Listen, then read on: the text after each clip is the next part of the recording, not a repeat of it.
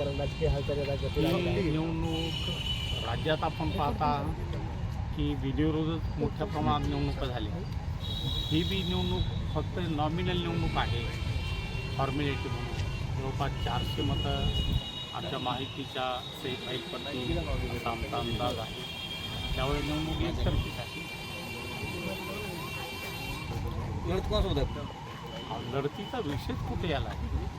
एकतर्फा निवडणूक आहे, त्यामुळे लढत नाही.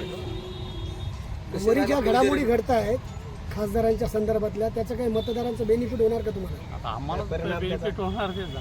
हां, आमच्याकडे आलेत ना खासदार, जे आले ते दोन्ही आलेत का? गोली. मग आता काल ते वेगळा गट स्थापन करू, उद्या त्यांची प्रवेश बी आहे असं. तर त्यानं त्याच्या महाविकास आघाडीच्या उमेदवारांना म्हणजे सूचना दिल्यात का मतदारांना की तुम्ही इकडे? दिल्या असणारच आहे ना. नेते जिकडे जातील तिकडे त्याचे कार्यकर्ते जातात. अशी माहिती आहे की 2 खासदारांनी काही माघार घेतलेली आहे. नक्की ना माहिती. साहेब, किती मताधिक्याने तुमचा विजय होईल? आम्हाला 400 मतं पडतात. बरं, 400. कशी राहिली विजय रॅली कशी राहील? विजय आम्हाला 100% आहेच.